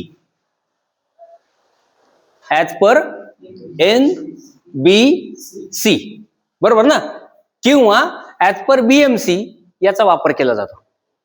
आता BMC म्हणजे काय, कशाला म्हणणार BMC? तुम्हाला काही माहित असेल म्हणून तुम्हाला विचारतो. बाकीच्यांना काय माहिती आहे का? तुम्हाला माहिती का रे? तुमचा तर काही विषयच नाही दूरपर्यंत. BMC म्हणजे काय? BMC चा फुल फॉर्म आहे building maintenance code. BMC, building maintenance code. एक आहे ना पुस्तक आहे, त्या पुस्तकामध्ये नियम लिहिलेले आहेत आणि त्या नियमानुसार बिल्डिंगचं संविधान कसं आहे आपलं, त्याच्यात सगळे नियम लिहिलेले आहेत. तसं आपलं प्लंबिंगचं संविधान म्हणा, त्याच्यामध्ये नियम दिलेले आहेत की काय कशाच्या बद्दल काय असावं, कसं असावं, बरोबर. आणि मग ऍज पर BMC असं त्याच्यामध्ये म्हटलेलं आहे की ज्या भागामध्ये मुबलक पाणी आहे, उदाहरणार्थ आमचं नाशिकला तुमच्या कम्पॅरेटिव्हली संभाजीनगरपेक्षा किंवा नगरपेक्षा म्हणजे अहिल्यानगरपेक्षा चांगलं जास्त पाणी आमच्याकडे, पाऊस जास्ती आमच्याकडे, बरोबर ना. आणि कम्पॅरेटिव्हली तुम्ही विचार केला तुमच्या जळगावमध्ये, तुमच्या संभाजीनगरपेक्षा जळगावमध्ये पाणी कमी आहे, पावसाचं प्रमाण कमी आहे. मग ऍज पर NBC किंवा ऍज पर BMC कोडनुसार जर का तुम्ही विचार जर का केला तर ज्या भागामध्ये मुबलक पाणी आहे तिथे एका दिवसामध्ये एका माणसाला 127 लिटर पाणी वापरण्याची काय आहे, परमिशन आहे. किती आहे? 127 लिटर. ज्या भागामध्ये तुमच्या संभाजीनगर भागामध्ये पाणी जर कमी असेल, बरोबर ना, तर तिथे फक्त 80 लिटर पाण्याची कपॅसिटी आहे. 80 लिटर पाणी वापरू शकतात. जळगाव सारख्या ठिकाणी गेले 60 लिटर. तुम्ही अजून उठले आणि राजस्थान सारख्या ठिकाणी गेले तर तिथे फक्त 25 ते 30 लिटर एवढीच कपॅसिटी आहे. मग आता तुम्ही विचार करा, आता तुमच्या संभाजीनगरचं जर का समजा उदाहरण घेतलं की 80 लिटर पाणी तुम्ही एक माणूस एका दिवसात वापरू शकतो. ही ऍज पर BMC काय आहे, स्टँडर्ड आहे. NBC जर का म्हटलं समजा तर ते स्टँडर्ड आहे. मग त्या स्टँडर्ड प्रमाणे जर का विचारलं तर याच्या घरामध्ये 6 माणसं आहेत.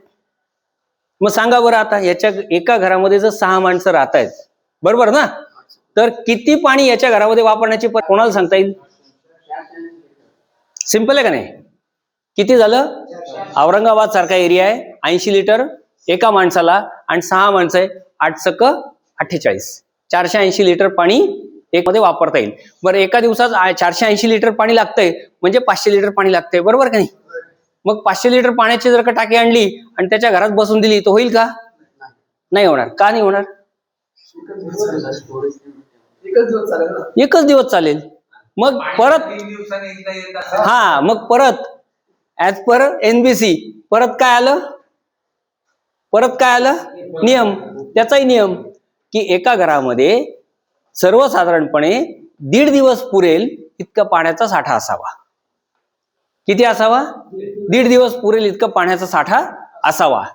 मग जर समजा 500 लिटर 480 जर का याच्या घरात जर का गणित आलं तर तिथे प्लंबरनी 500 लिटरची टाकी बसवायच्या ऐवजी 750 लिटरची पाणी टाकी बसवावी लागेल. कशासाठी? तर सेफर साईड धरून, बरोबर. आणि जर समजा त्याच्या घरामध्ये किंवा शेजारच्या घरामध्ये आग लागली,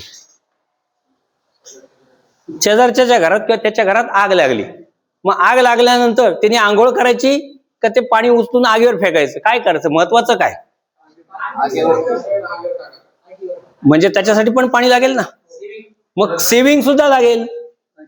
म्हणजे तुम्हाला 1.5 दिवसामध्ये लागणारं पाणी त्याच्यात साठलेलं असलं पाहिजे आणि इमर्जन्सी लागणारं पाणी सुद्धा त्याच्यात साठलेलं असलं पाहिजे. आणि इमर्जन्सी वॉटर हे तुमचं 25% असतं. जास्त 25%. मग आता तुम्ही मला सांगा की याच्या घरात जर 6 माणसं आहेत तर तुम्ही टाकी किती साईजची बसवली पाहिजे?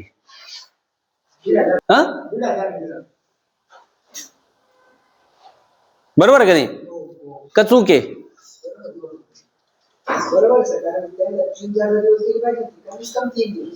चूक आहे. कसं चूक आहे सांगतो. आपण जे पुस्तकी कॅल्क्युलेशन काढलं ऍज पर BMC, तिथं 1000 लिटरची टाकी पाहिजे.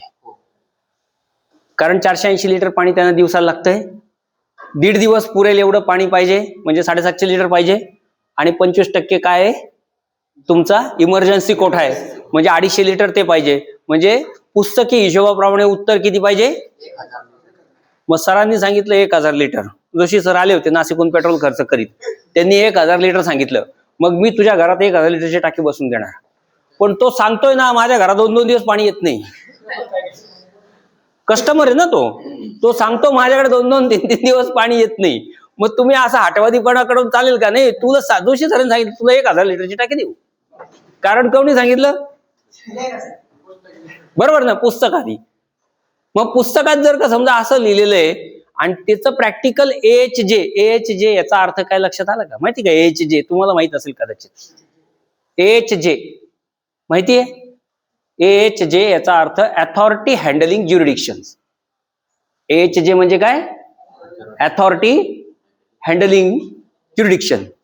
तुमच्या पुस्तकात काही नियम असू द्या, तुमच्या पुस्तकातले नियम हे पुस्तकात आहे आणि ते थंब रूल प्रमाणे योग्य आहेत, बरोबर आहे. पण त्याच्या घरात परिस्थिती ती नाही ना. त्याच्या घरात जर का 2-2 दिवस पाणी येत नाहीये, तर निश्चितपणे तुम्ही त्याला 1000 लिटरची टाकी बसून द्या. कारण त्याच्या घरी 2 दिवस पाणी येत नाही, 3 दिवस पाणी त्याच्याकडे येत नाही.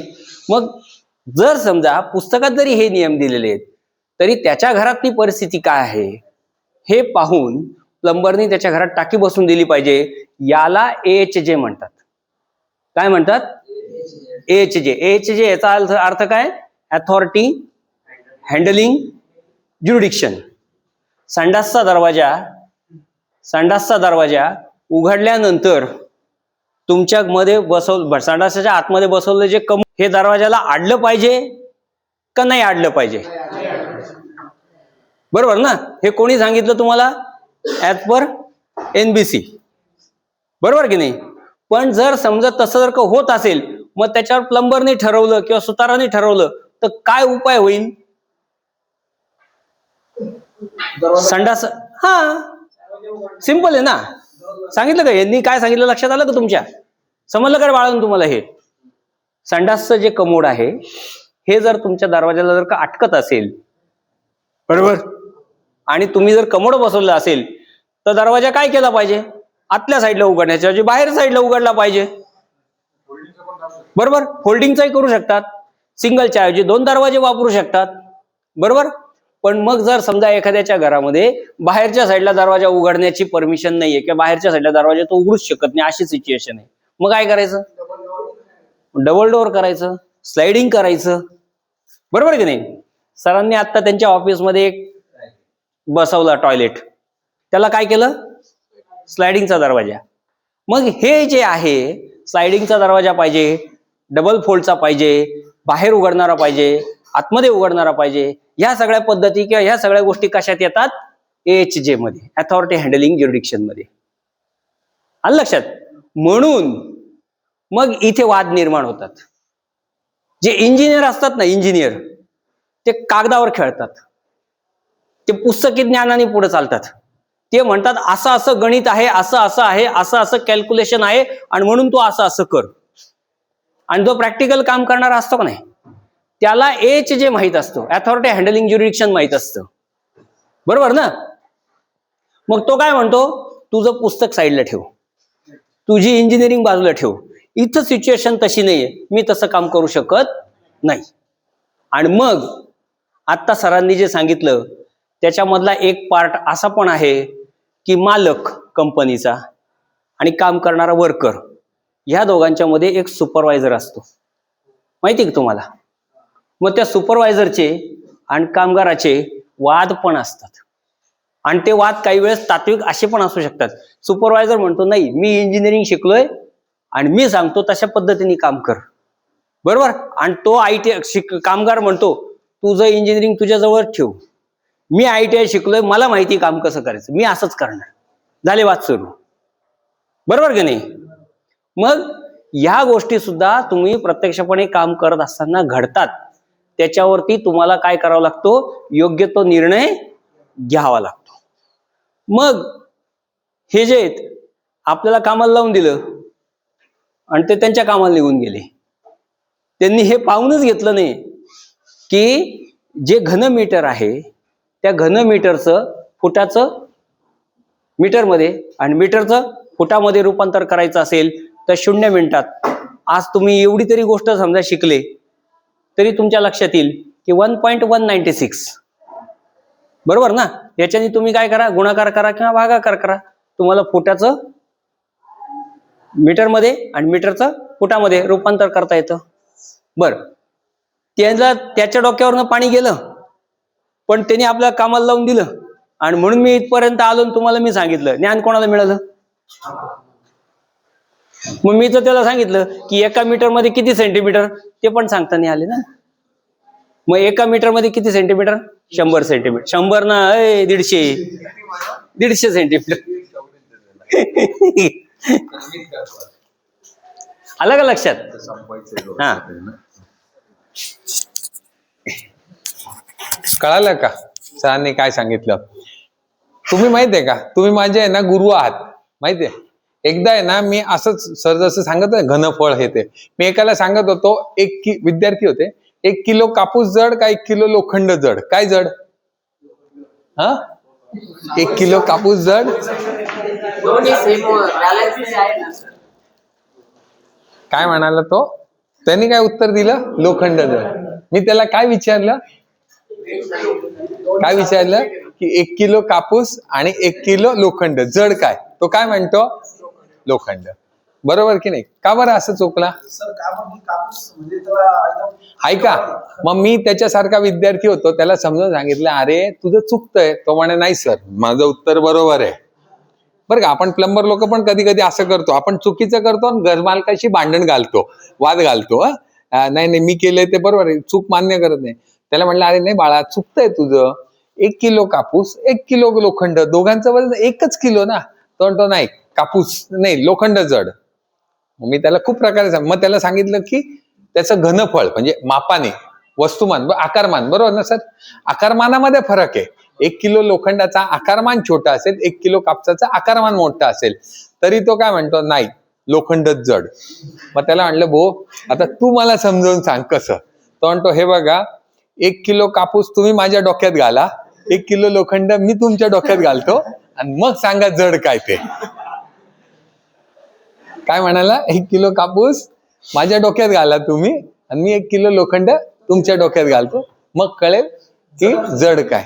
तर कधी कधी तुम्ही आहे ना, आम्हाला असं काय गुरु असतात बरं काय भाऊ, गुरु असतात, जड काय तर म्हणे हे सांगण्याचा उद्देश याचा लक्ष नसतं शिकवताना.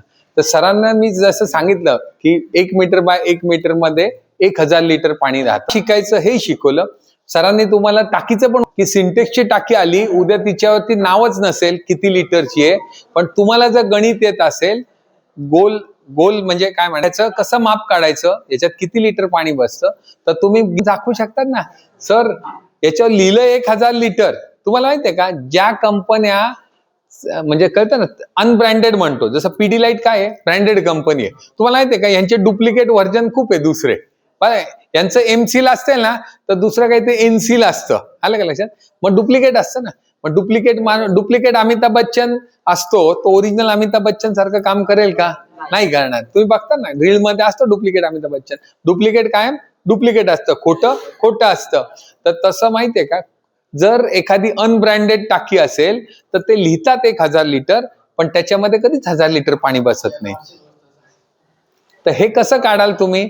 जेव्हा तुम्हाला भूमिती येत असेल, बरं का, डाया त्याचा वर्ग करायचा, डिवाइड बाय पाय, मल्टिप्लाइड बाय जर हाईट केली, मल्टिप्लाइड बाय 1000 केलं तर इतके लिटर पाणी बसतं त्याच्यामध्ये. त्याच्यावरनं तुम्ही पाईपाचं गणित पण काढू शकतात, की सोलर पासून आलेला नळापर्यंतचा पाईप, यात तुम्ही गिरायकाला कॅल्क्युलेशन करून सांगू शकतात ना, की बाबा याच्यामध्ये ना 12 लिटर पाणी पहिले गार निघेल आणि मग गरम येईल. हे कधी येईल? जेव्हा तुम्हाला गोल आकारामध्ये किती पाणी बसतं याचं गणित येईल तेव्हा. ते येणं गरजेचं आहे का? नुसता हेक्सॉ पाईप कापता आला आणि चिटकवता आला म्हणजे काय होईल? होईल, पण तो ज्ञानी प्लंबर नसेल, तो स्किल्ड प्लंबर नसेल. आलं का लक्षात? काय सांगतो मी? नसेल तर तुम्हाला जर स्किल्ड प्लंबर व्हायचं असेल, आलं का लक्षात, तर तुम्हाला काय पाहिजे, वेगवेगळ्या गोष्टींचं ज्ञान पाहिजे तुम्हाला. आता तुम्हाला एक शेवटचा मी एक विचारतो प्रश्न आणि मग आपण चॉकलेट किती मोजूया. तुम्हाला मी उद्या काश्मीरमध्ये एक बंगल्याचं काम दिलं तर तुम्ही जाणार का काम करायला? जाणार. एक साधारणतः आता तुम्ही कामं करताय सगळे, तिथे एक WC बसवायचंय, त्याच्या शेजारी एक बेसिन बसवायचंय आणि एक शॉवर बसवायचा, बाथ बसवायचा, वॉटर हीटर लावायचा. आपल्याला सोलर नाही लावायचा आहे कारण बर्फ पडतो तिथे, माहितीये ना. त्यामुळे एक वॉटर हीटर लावायचं, एक बाथरूम इथे, एक बाथरूम त्याच्या मागे आणि समोर एक किचन आहे आणि वर एक टाकी आहे. आलं का लक्षात? साधारणतः किती झालं, एक 800 स्क्वेअर फुटाचं घर आहे. आलं का लक्षात? 2 बेडरूम आहे, त्यांना अटॅच टॉयलेट आहे, एक छोटस किचन आहे त्याच्या समोर आणि वरती सरांनी सांगितल्याप्रमाणे 1000 लिटरची टाकी ठेवलेली आहे आणि आपल्याला पाईपलाईन करायची आहे. तर साधारणतः असं ठरलं की तर आपल्याला किती पाईप लागेल एक आपण, आलं का लक्षात? असं काही नाही. मग तू जाऊन करशील का काश्मीरला काम? 100 फुटात करशील का?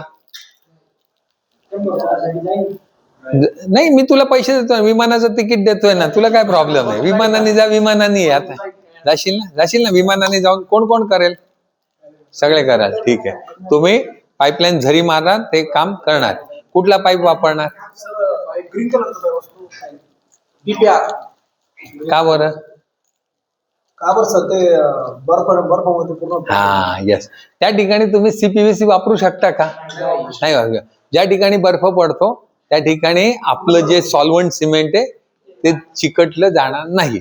मग तुम्ही मला सांगा, तुम्ही एखाद्या ठिकाणी मुलाखत द्यायला गेले आणि तिथे जोशी सरांसारखा विद्वान असेल तर तो तुम्हाला असेच अवघड प्रश्न विचारेल ना. तो तुम्हाला 2चा पाडा सांगेल का म्हणायला? नाही, तो तुम्हाला 17चा पाडा म्हणायला लावेल.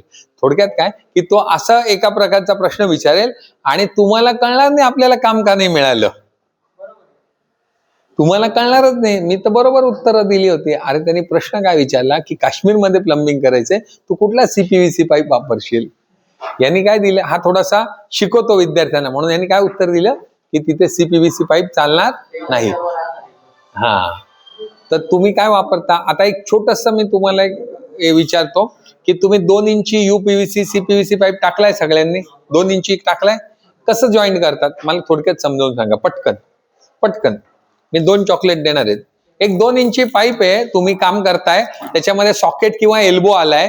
तुम्ही पूर्ण प्रोसेस सांगा, काम पूर्ण कसं करता तुम्ही? माप काढता पहिली गोष्ट. हा, पुढे.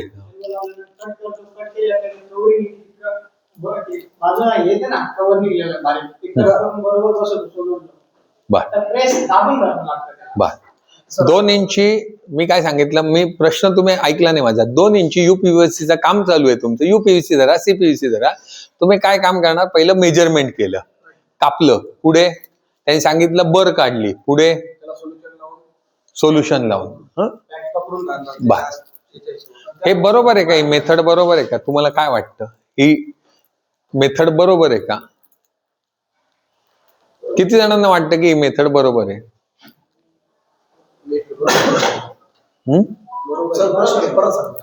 हे बघा, 2 इंची काम करताय तुम्ही.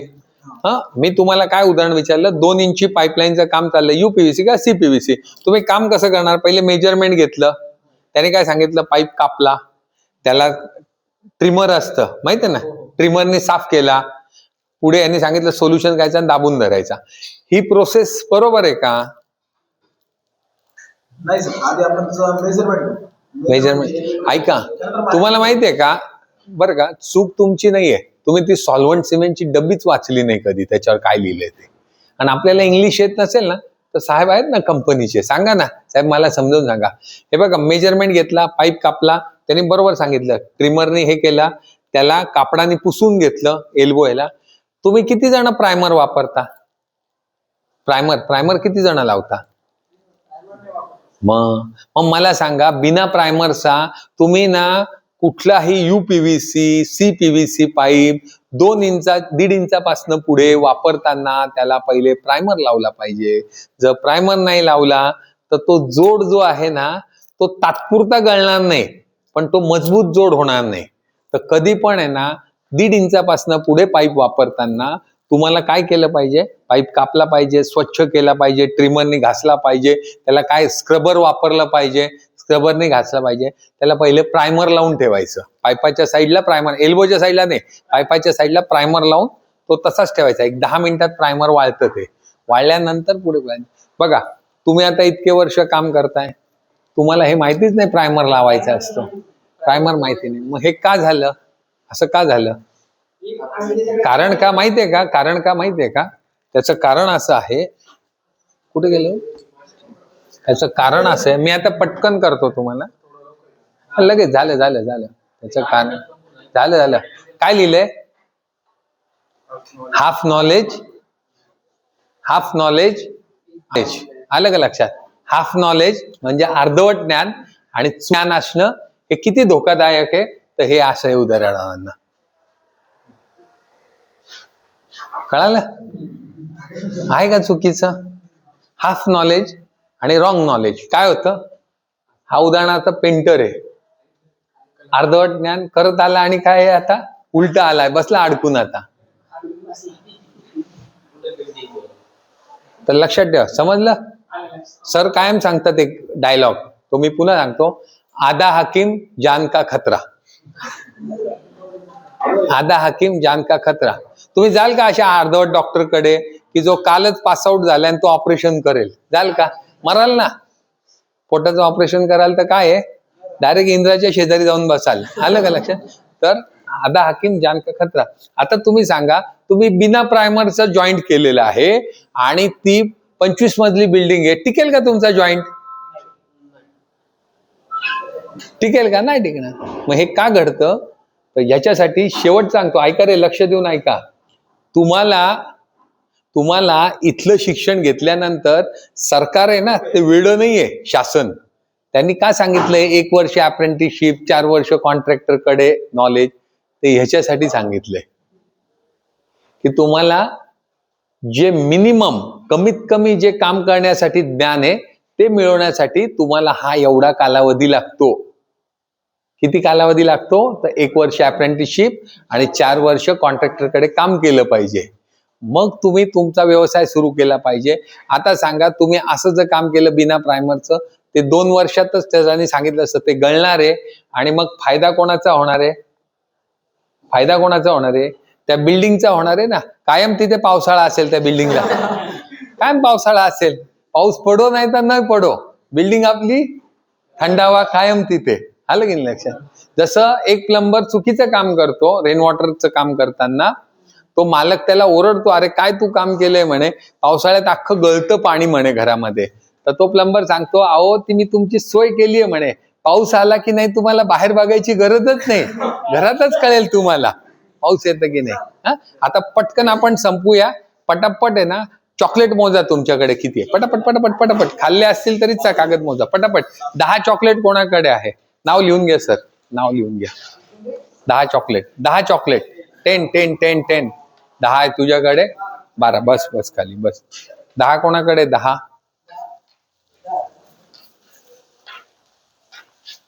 12. Okay, very good. 12 नाही, 12 आहे, टाय झाली आहे. 12चं नाव लिहा. 10 कोणाकडे? किती आहे?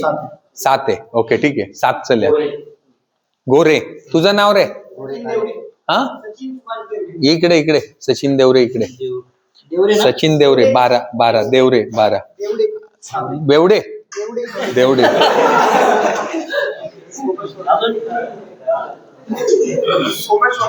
सोमेश्वर. वानकडे ना? किती? 7. हा सर, दोघांचा टाय झाला.